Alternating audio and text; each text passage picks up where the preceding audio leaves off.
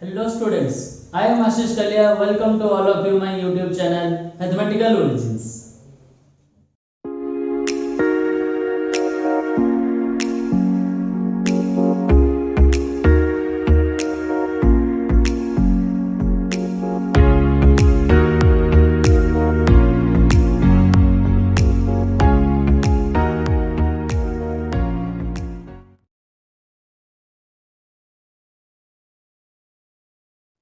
So students, in our previous video we have already discussed about some types of matrices. These are row matrix, column matrix, square matrix, diagonal matrix, scalar matrix and identity matrix.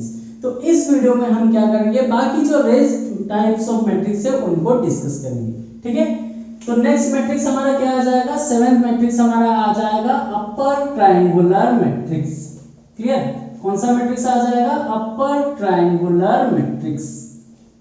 ठीक है, समझ में आएगा सबको.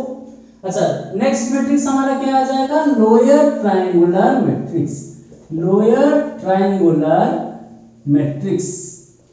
Clear, तो आपको नाम से ही पता चल रहा होगा दोनों क्या होगा, एक दूसरे का ऑपोजिट बन जाएगा. आगे नहीं, upper triangular and lower triangular दोनों को हम एक ही साथ कंपेयर करके समझेंगे. ठीक है, तो upper triangular and lower triangular, पहले मैं क्या करता हूं, इसका डेफिनेशन लिख लेते हैं. ठीक है, तो upper triangular and lower triangular किसको बोलेंगे, पहला कंडीशन आ जाएगा ये एक स्क्वायर मैट्रिक्स होना चाहिए. ठीक है, तो यहाँ पे क्या आ जाएगा, a square matrix is said to be upper triangular matrix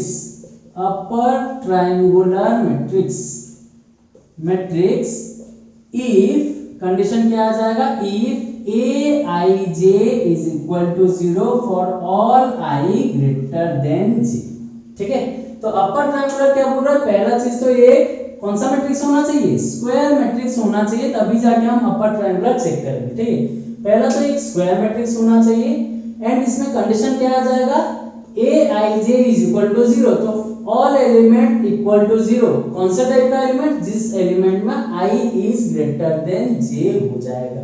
clear, इसी का ही ऑपोजिट क्या हो जाएगा, लोअर ट्रायंगुलर. तो लोअर ट्रायंगुलर क्या हो जाएगा, पहले तो एक स्क्वायर मैट्रिक्स होना चाहिए एंड कंडीशन क्या आ जाएगा यहाँ पे, if aij is equal to 0 for all I less than j.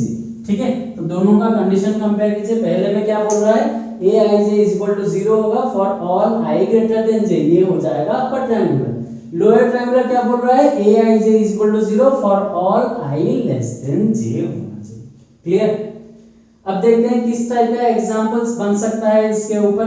ठीक है, तो मैं पहले एक 3x3 स्क्वायर मैट्रिक्स का जनरल फॉर्म लिख लेता हूं. तो यहाँ पे a11 a12 a13 a21 a22 a23 ले लेते हैं, a31 a32 a33 ले लेते हैं. क्लियर, ये एक स्क्वायर मैट्रिक्स हो जाएगा ना, 3x3 स्क्वायर मैट्रिक्स. अब इस स्क्वायर मैट्रिक्स में हम देखेंगे कौन कौन से एलिमेंट में i is greater than j होगा, कौन कौन से एलिमेंट में i is less than j हो जाएगा. तो देखिए पहला एलिमेंट देखिए यहाँ पे तो 1 1 है, मतलब i is equal to j. अच्छा, फिर ये एलिमेंट चेक कीजिए, a2 1, तो i के जगह पे क्या है 2, j के जगह पे क्या है 1 है. तो ये जो एलिमेंट है यहाँ पे देखिए i is greater than j हो रहा है ना. वैसे ही ये एलिमेंट को देखते हैं, a31 मतलब i का वैल्यू 3 हो गया, j का वैल्यू 1 हो गया, तो यहाँ पे भी i is greater than j हो रहा है. क्लियर, अच्छा ये एलिमेंट को कंपेयर करते हैं, i के जगह पे 3 है, j के जगह पे 2 है, तो यहाँ पे भी i is greater than j हो रहा है ना.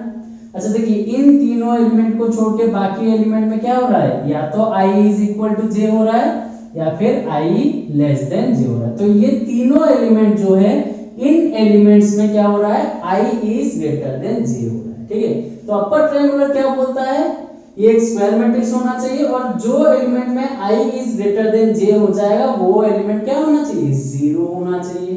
तो ये तीनों एलिमेंट क्या हो जाएगा, 0 हो जाएगा. समझ में आ गया आपको. एग्जांपल, अगर एक सिंपल एग्जांपल हम ले लेते हैं तो हम क्या ले सकते हैं, a इज इक्वल टू 1 2 3 4 5 6. यहाँ पे जो तीनों एलिमेंट है वो मेरा क्या आ जाएगा, 0 आ जाएगा. हाँ कि नहीं.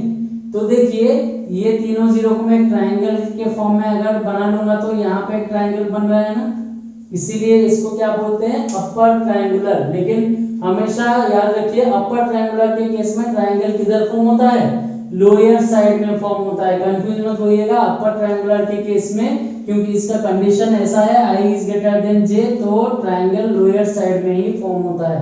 क्लियर।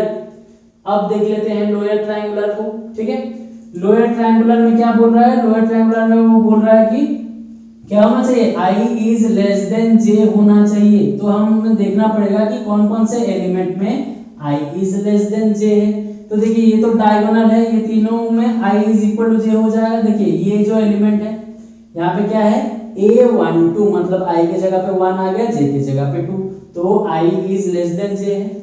यहाँ पे देखिए a13 मतलब i का वैल्यू हो गया 1, j का वैल्यू हो गया 3, तो i is less than j है। a23 यहाँ पे भी क्या है, i is less than j है। बाद बाकी देखिए जितना भी एलिमेंट है वहां पे i is equal to j है और i is greater than j। तो लोअर ट्रायंगुलर क्या बोलता है, जो भी एलिमेंट में i is less than j है वो सारा एलिमेंट क्या होना चाहिए, जीरो होना चाहिए। तो अगर यहाँ पे मैं एक एग्जांपल लूंगा, a इज इक्वल टू मान लीजिए 1 2 3 4 5 6, ये तीनों एलिमेंट क्या हो जाएगा, मेरा जीरो आ जाएगा। तो देखिए अगर मैं एक ट्रायंगल बनाना चाहूँ तो ऐसे ट्रायंगल बना सकता हूँ। ठीक है, तो लोअर ट्रायंगुलर मैट्रिक्स के फॉर्म में ट्रायंगल हमेशा किधर फॉर्म होता है, अपर साइड में फॉर्म होता है। लेकिन अपर ट्रायंगुलर मैट्रिक्स में ट्रायंगल किधर फॉर्म होता है, लोअर साइड में फॉर्म होता है। ये चीज इंपॉर्टेंट है समझना आपके लिए। ठीक है, अगर मान लीजिए ऐसा एक एग्जांपल दे दिया, इसको पूछेगा कि what kind of matrix is it, तो आप लोअर ट्रायंगुलर मत लिख दीजिएगा। लोअर ट्रायंगुलर में क्या होता है, ट्रायंगल अपर साइड में हमेशा फॉर्म होता है, अपर ट्रायंगुलर में लोअर साइड में फॉर्म होता है। क्लियर, सबको समझ में आ गया। तो ये नेक्स्ट काइंड ऑफ हमारा टाइप्स ऑफ मैट्रिक्स में हम क्या डिस्कस करेंगे, जीरो और नल मैट्रिक्स। क्लियर, तो इसके नाम से ही पता चल रहा होगा जीरो मैट्रिक्स का मतलब क्या है, क्या होना चाहिए, थोड़ा गेस कीजिए। ऑल द एलिमेंट्स क्या होना चाहिए, जीरो होना चाहिए। तो जिस भी मैट्रिक्स में ऑल द एलिमेंट्स जीरो हो जाएगा उनको हम क्या बोलेंगे, जीरो मैट्रिक्स बोलेंगे। तो इसका डेफिनेशन क्या हो जाएगा, a matrix having all the elements zero is called a zero matrix. Clear, लेकिन इसमें कोई भी आपका नेसेसरी कंडीशन नहीं है कि ये एक स्क्वायर मैट्रिक्स ही होना चाहिए। किसी भी टाइप का मैट्रिक्स जीरो मैट्रिक्स हो सकता है। कंडीशन क्या होगा, उसका सारा एलिमेंट जीरो होना चाहिए। जैसे कि हम एग्जांपल ले सकते हैं, a इज इक्वल टू मान लीजिए 0 0 0 0 0 0 ले लिया हमने। ठीक है, तो यहाँ पे ऑर्डर क्या आ जाएगा, ऑर्डर हो जाएगा 2/3। ठीक है, वैसे ही हम ले सकते हैं b इज इक्वल टू 0 0 0 0, तो इसका ऑर्डर क्या हो जाएगा 2/2। ठीक है, तो जीरो मैट्रिक्स एक स्क्वायर मैट्रिक्स भी हो सकता है, एक नॉन स्क्वायर मैट्रिक्स भी हो सकता है। ऐसा कोई बाउंड नहीं है कि हमेशा जीरो मैट्रिक्स स्क्वायर होना चाहिए। क्लियर, यहां से आपको समझ में आ गया। लेकिन कंडीशन क्या हो जाएगा, ऑल द एलिमेंट्स जीरो होना चाहिए। मान लीजिए सारे एलिमेंट से कोई एक एलिमेंट का वैल्यू जीरो ना आके कोई दूसरा आ गया, तो वो एक जीरो मैट्रिक्स नहीं बनेगा। ठीक है, तो जीरो मैट्रिक्स में हमेशा क्या होना चाहिए, all the elements are zero होना चाहिए। क्लियर, ये बात आपको समझ में आ गई। नेक्स्ट चीज हम डिस्कस करते हैं, जैसे हम आइडेंटिटी मैट्रिक्स को कैपिटल आई से रिप्रेजेंट करते हैं, वैसे ही जीरो मैट्रिक्स को हम क्या रिप्रेजेंट कर सकते हैं, कैपिटल ओ से रिप्रेजेंट कर सकते हैं। कुछ आपको बुक्स में मिल जाएगा जीरो मैट्रिक्स को कैसे रिप्रेजेंट किया जाएगा, कैपिटल ओ से रिप्रेजेंट किया हुआ आपको मिल जाएगा। ठीक है, तो कभी कभी क्वेश्चन में हमें क्या दे देगा, यहाँ पे O 2/3 दे देगा। इसका मतलब क्या है, एक जीरो मैट्रिक्स का बात हो रहा है जिस मैट्रिक्स में नंबर ऑफ रो 2 होना चाहिए, नंबर ऑफ कॉलम 3 होना चाहिए। मतलब कौन से टाइप का मैट्रिक्स आ जाएगा, इस टाइप का जीरो मैट्रिक्स आ जाएगा और नल मैट्रिक्स। क्लियर, अगर मान लीजिए क्वेश्चन में हमें गिवन है O 3/3, मतलब हमारा किस टाइप का मैट्रिक्स हो जाएगा, इस टाइप का मैट्रिक्स हो जाएगा जिनमें नंबर ऑफ रो 3 होना चाहिए, नंबर ऑफ कॉलम 3 होना चाहिए एंड सारा एलिमेंट क्या हो जाएगा, जीरो। तो कुछ इस टाइप का जीरो मैट्रिक्स हमारा आ जाएगा। क्लियर, तो जितना भी टाइप्स ऑफ मैट्रिक्स में अलग अलग टाइप का मैट्रिक्स था, हम लगभग सबको डिस्कस कर लिए। यहाँ पे इंपोर्टेंट कौन कौन सा मैट्रिक्स है, आपका स्क्वायर मैट्रिक्स इंपोर्टेंट है, आइडेंटिटी मैट्रिक्स बहुत ज्यादा इंपॉर्टेंट है एंड जीरो मैट्रिक्स बहुत ज्यादा इंपॉर्टेंट है। इनसे रिलेटेड हमें क्या आता है, क्वेश्चन ज्यादातर आता है।